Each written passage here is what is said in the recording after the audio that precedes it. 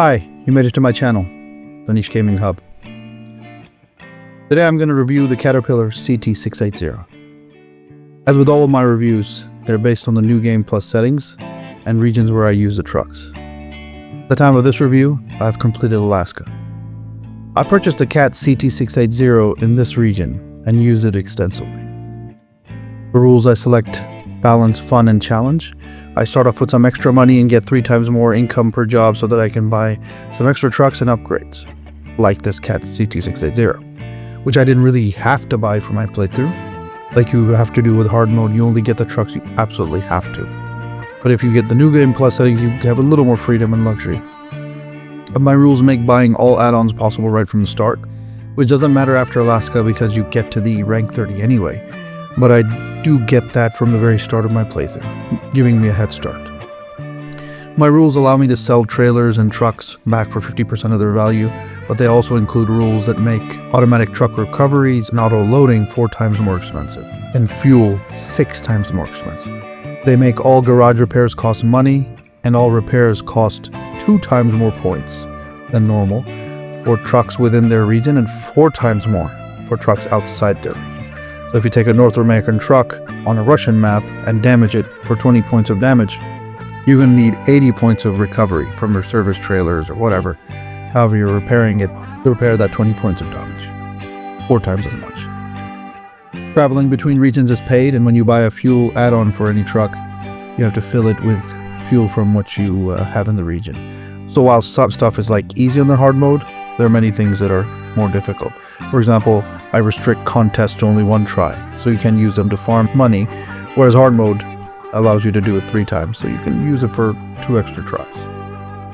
I may mention hard mode every now and then, discussing how use of a truck might differ if you play in that mode versus my rules, because I know many people do play that hard mode. For some reason they think it's like really special. Though it's just one suggestion, one way of playing SnowRunner.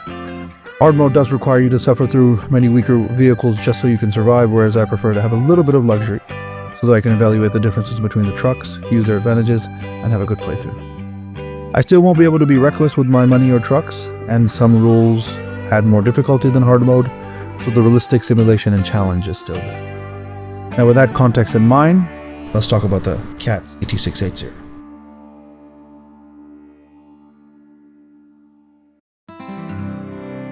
In 1925, about 100 years ago, the Holt Manufacturing Company and the CL Best Tractor Company merged to form the Caterpillar Tractor Company. Caterpillar is now a global corporation earning over $64 billion, as per their 2024 reported revenue figures. They've established themselves as the world's leading manufacturer of construction and mining equipment, off-highway diesel and natural gas engines, industrial gas turbines, and diesel-electric locomotives. Basically, if it's on the construction sites or if it's for other this kind of heavy industrial tasks, Caterpillar makes it, including articulated trucks, bulldozers, excavators, drag lines, drills, loaders, forklift trucks, forest machines, and off-highway trucks. In 2011, partnering with Navistar, Caterpillar launched their first vocational truck in the North American market. Only 3 products were ever made, and they were the CT660, CT680, and the CT681. However, due to this market being highly competitive and the company not seeing enough revenue to justify the investment, Caterpillar decided to stick to what they're good at and get out of the on-highway truck market. Obviously saw that getting into this market so late in the game, so to speak, was not a good idea. They did, however, make a commitment to support the trucks that were already out on the road. So you do see these trucks out on the road. They lasted from about 2011, I believe, to 2016. The Cat CT680, what we're going to review today, is a vocational truck engineered for tough construction site jobs and other similar rugged tasks. It is most commonly used as a dump truck, concrete mixer truck, or snowplower. It could easily handle logging and trailer transports as well. The 8x6 version saw more time on the highway.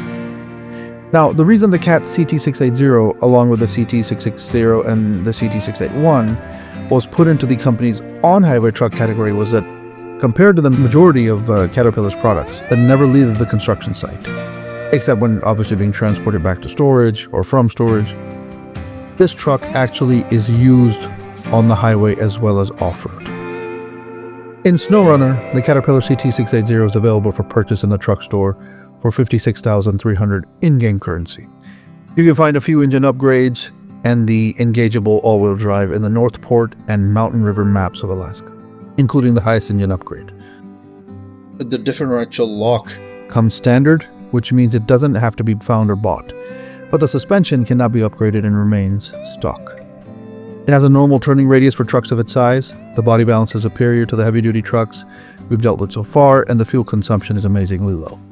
SnowRunner puts this in its heavy-duty category, and as such, it gets access to the typical add-ons, making it a versatile and useful truck.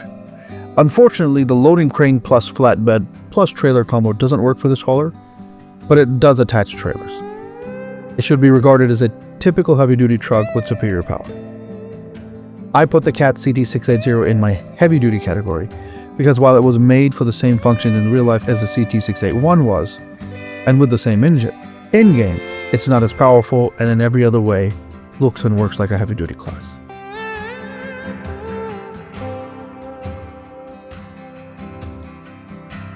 Now let's talk about the stereotypical heavy-duty dimensions and design of this vehicle. Length, 8.2 meters. Width, 2.6 meters. Length to width ratio of 3.154. Typically, if you get a length to width ratio, the troubling ones are ones that are like well under 3, maybe they're 2.8, 2.7.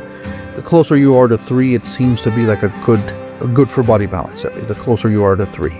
Within 3.1, 3.2, 3.3, 3.4, within 3.3, I would say. When you start getting higher and higher, so it's not good for body balance.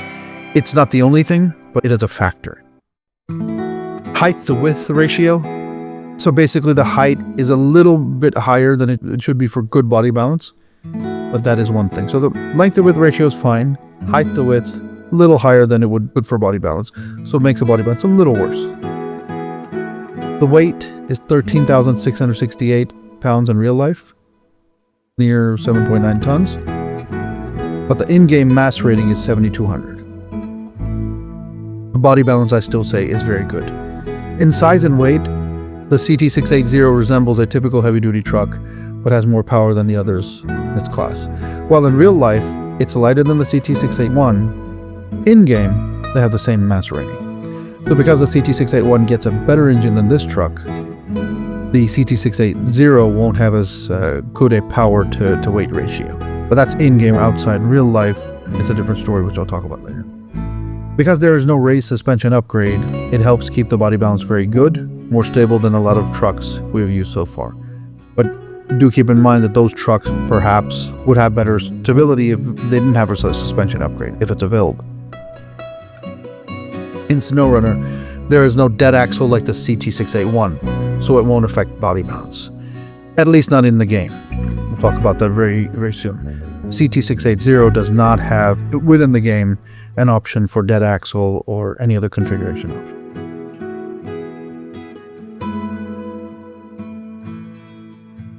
This truck has the configurations typical of any heavy-duty hauler, converted into an off-road. It's 6x4 with a standard rear-wheel drive, the rear tandem axle. That's the one that's powered. And then, of course, it has a switchable all-wheel drive, which you do have to find or buy, depending on your settings. But as I mentioned, you can find the all-wheel drive in Alaska.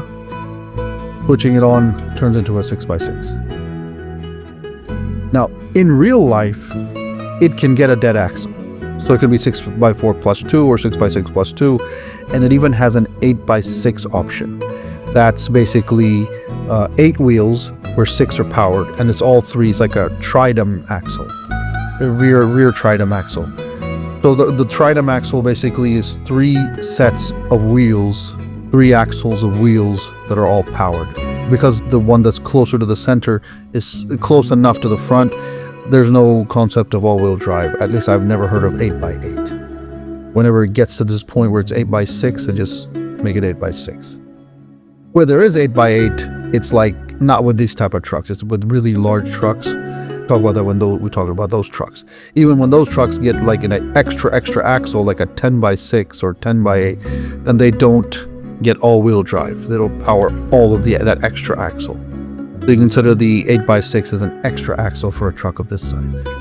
Now it does have different wheelbases when you get to that 8x6 option, but that's only in real life. Within the game, you only get the typical heavy-duty 6x4 and then 6x6 when you switch that on. The differential lock is switchable in low gears only. It comes standard, so you don't need to find or buy the upgrade.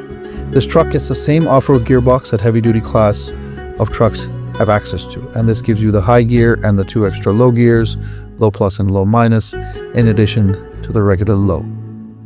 While the description of these gearboxes says differently, in my experience, the off-road gearbox actually is not worse for fuel efficiency. At least in my experience, my usage, off-road gearbox is your best option. With pretty much all of these off-road trucks, very few would I use different gearboxes.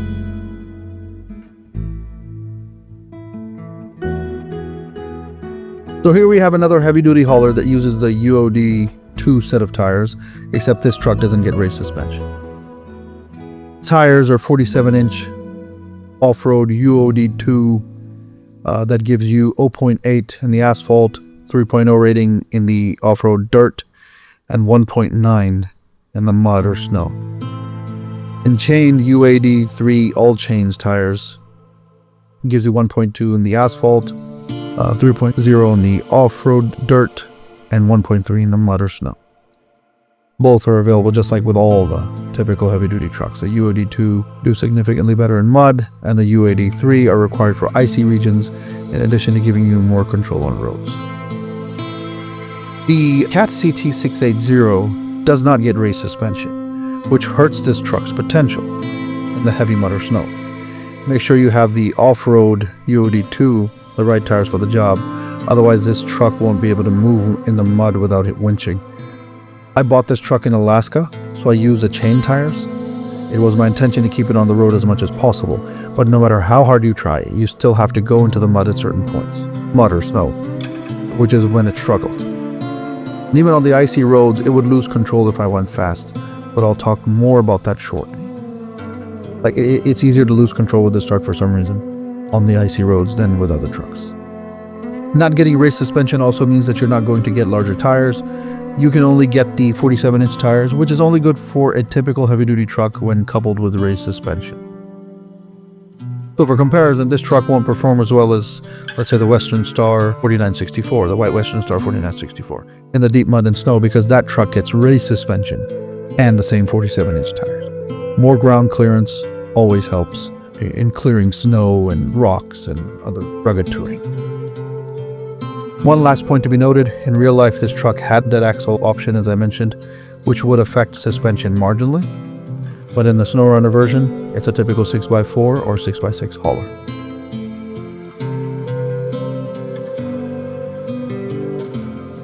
This truck's maneuverability is better than the CT681's, but control is worse. The steering is a medium turning radius, which is very typical of all of the heavy-duty haulers. For the most part, especially the larger ones or the better ones, that's your typical expected medium turning radius. Control, I would say average. I had the control for the CT681 as good. I have to give this rating as average. It's not like it's terrible because you don't get that terrain feedback, but the Cat CT680's turning radius is medium and very normal for a truck of its size. This is surprisingly smaller than the CT681, which turns more like a large truck, even though these two have almost the same dimensions. Now there's, as I mentioned, no noticeable terrain feedback off-road, but even with chain tires, you can easily lose control on the icy roads, more so than with other trucks. And still give this truck a rating of average for steering and control, because you should be able to slow down when making sharp turns and resist the tendency to drive like a maniac, even if you have the engine power to do so. Plus, you're never going to be driving super fast anyway with heavy loads. This tendency is when you're driving empty from one job to the other.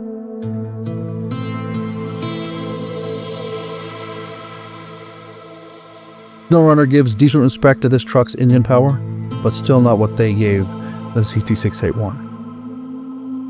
The real-life engine was called a Cat CT13 engine. Diesel inline 6 cylinders, 6.54 inches stroke. 12.4 liter displacement, 475 horsepower at 1700 RPM, 1700 pound force-feet torque peak at 1000 RPM, and 959 pound force-feet fully developed torque at 800 RPM. Max gross combination weight of 163,000 pounds, 81.5 tons, my estimate for it. This is exactly the same engine in real life as with the Cat CT681, although when you look at the brochures, you always see this truck advertised as having a little more power. So the CT680 is advertised with having more power. That's why the numbers and the figures are higher, although the engine on the background is the same. It probably has to do with the compatibility and many other reasons, for mechanical other reasons, but it's the same engine. It just performs better with the CT680 in terms of more horsepower, more torque. The game engine is a GB-8V 2700T, 192,000 torque rating within game, and of course, as I mentioned, the 7200 mass rating gives it a power to weight ratio of 26.667. That's still very good for heavy duty class. The real-life engine was Caterpillar's proprietary product made specifically for the CT680 and the CT681's use as vocational trucks, most frequently as dump trucks or concrete mixers. Because in real life the CT680 is lighter than the CT681, and perhaps for other mechanical technical reasons, even though both trucks use the same engine, the CT13 performed better with the CT680 than its later variant. That means more power and more torque. In real life, the CT680 was the more powerful truck. However, in the game, the CT681 has access to a more powerful engine, and coupled with the fact that the CT680 has the same in-game mass rating as its older brother, this truck delivers a worse power to weight ratio than the CT681, but again, still very good for a heavy-duty hauler. So in SnowRunner, it's reversed from real life. The Cat CT681 is more powerful than the Cat CT680. As I mentioned in my review for that truck, I think Sabre gave this Cat CT681 way too much love. For both trucks though, I do love the respect they gave to the Caterpillar's CT13 engine's fuel efficiency. Because these are relatively newer trucks compared to the long list of 60s, 70s, and 80s trucks we see in SnowRunner, it stands to reason that they will be more fuel efficient and give off less emissions than engines from the previous generation of truck.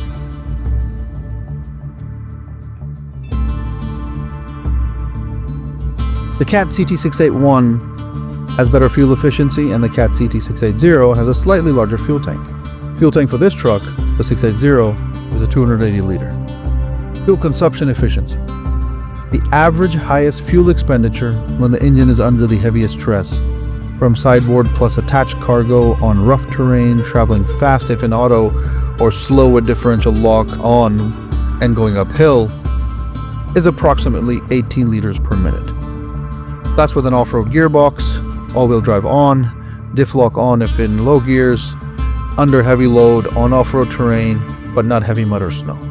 Consumption depends upon damage status, terrain, gearbox, and load carried on rear tandem axle plus haul trailers. Spikes can go above the stable reading I mentioned.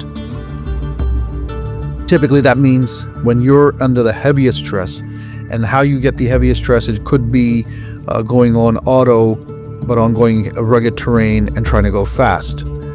That does make a difference. So that's how you kind of put the most stress on the engine, or going uphill with a heavy full load. You just put the maximum stress, and you're gonna see 16 to 20, maybe even somewhere in there, average. Sometimes it's going 18 to 20, sometimes it's going 14 to 16.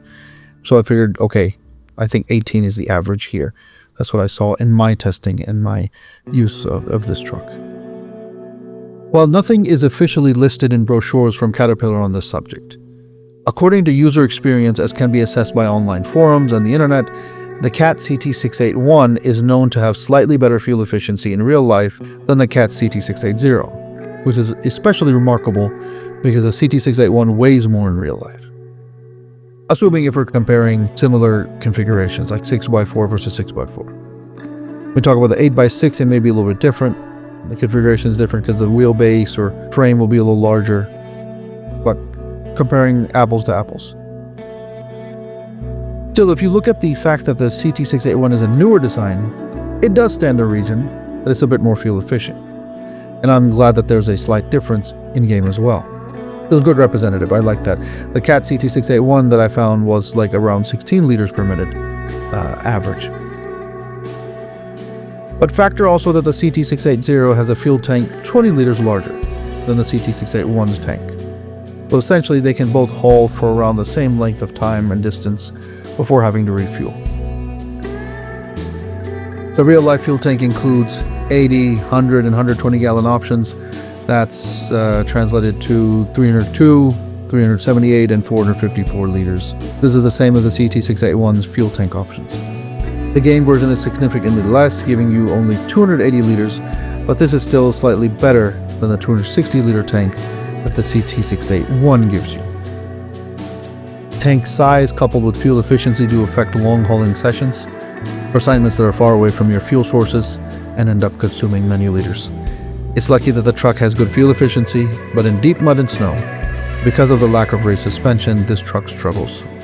And more so if you have chain tires equipped instead of the off-road UOD2 set. That's the best option for mud for these kinds of trucks. And the more you struggle, much like in real life, the more fuel you're going to waste and achieving nothing. You're not really moving much and you're just getting more stuck repeatedly. You're still expending fuel. You do have an external fuel carrier add-on option giving you 1800 liters. This will take place of your flatbed or crane or other hauling add-ons. It would be a big waste to use this truck as a fuel carrier, considering its potential as a good heavy-duty hauler. That's what we use a highway or other NERF trucks for. Now, I have only discussed one highway truck. I'm going to discuss more trucks, other trucks that I feel are too nerfed and you just can't put them in any other category. Now, there are other categories like I may end up using a truck as a fuel source just because it's, even though I put it in, let's say, the heavy-duty class, like let's say the Fleet Star, it is a heavy-duty truck, but there's just so many trucks and it's one of the weaker and less stable trucks of the game, early trucks. So once I had enough heavy-duty trucks, I just turned it into a fuel truck. But any truck that you just can't use anymore, or you're not sure should I sell it or not, well, might as well turn it into a fuel truck. And especially in my new game rules plus settings where you have fuel 6 times more expensive. If you do the math, even at the lowest, can go from 3 to 6 per liter within the game, like a normal settings, the hard mode settings. But if you increase to 6 times more, what that means is normal is going to be 18 game currency per liter, and the ones that are already 6 times, do 6 times 6, 36 game currency per liter. So it's going to be super expensive for fuel. So that's where conserving fuel and using fuel from other regions and transporting fuel really helps. So the highway trucks will play a part in that, and other trucks that are no longer useful because you found much better trucks than them. So you might as well use those trucks for something. So you turn a lot of them into just fuel carriers. You don't want to waste your good trucks that should be for hauling. So for these trucks, you should have the fuel reserves placed in the right areas. Provide them the right support so they can keep hauling. They're good for.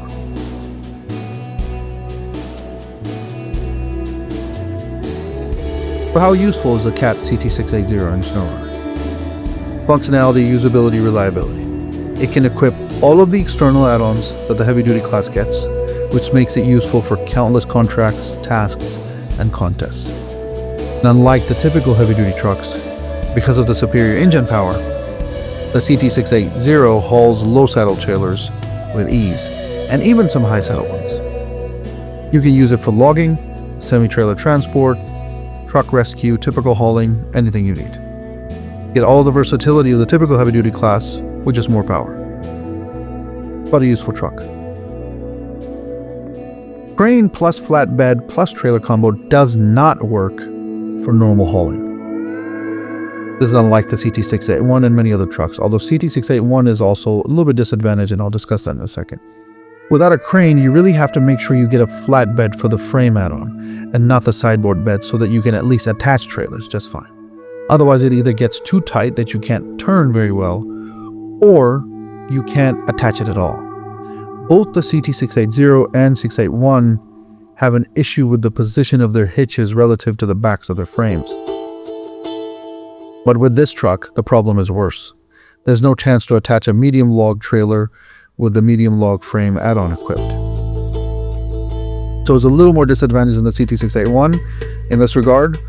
When you use that combo, even the CT681, you have to use crane plus flatbed plus attached trailer. With this one, you can't even do that. With this, it's hard enough to attach a trailer with the flatbed combo and trailer, but no crane. Obviously, advantage goes to CT681, but both trucks are a little bit disadvantaged with respect to their position of their hitches. Now, because the truck can attach any low saddle and high saddle trailer, you get access to every one of them from the trailer store or out on the map, greatly increasing the value of this truck. You can do a lot with this truck, use a large variety of trailers effectively, and complete many different jobs. It has some weaknesses when compared to the CT681, and perhaps even some other trucks, but still almost as useful and a nice addition to my fleet.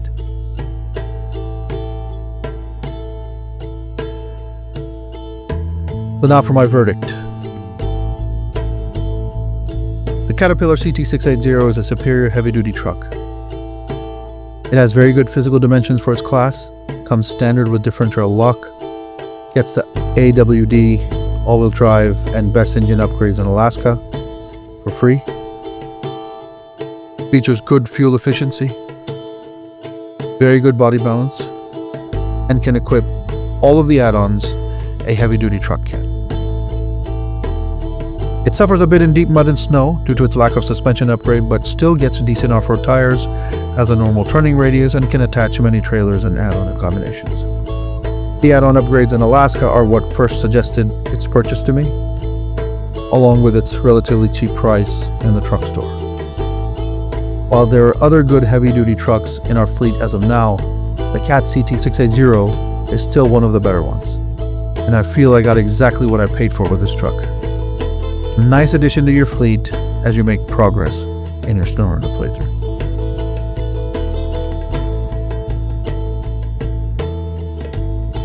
That's it for this review. I always put chapters in these reviews so you can look at different sections as you want. You can go back and check the engine section or the functionality section or the verdict section, whatever you feel like. So yeah, definitely I think it's a very good truck. You should definitely put it in your fleet. It's a nice little addition. You don't have to get it. It's fairly cheap to get, and especially with some of the add-ons that are paid for because, well, you're doing Alaska, so it makes it even cheaper. So nice, good value for money, you could say. But I definitely recommend this truck, and I hope you like it as well. But whatever your feedback is, hey, feel free to share it with me in the comments. I'm always engaging with people with the comments, even if I disagree with them. Right? We're agree to disagree. We're just gonna play their game for ourselves, right? We have a good time. SnowRunner does give you many options with the game rules, and even within the game, the same rules. Sometimes you just have different options and different ways of achieving the same thing, and you're trying to just complete the task. If you liked it, if you benefited, if you like my review, or if you like my effort in the review, hey, don't forget to give me a like, share, subscribe. Thanks for watching. Niche Gaming, signing off.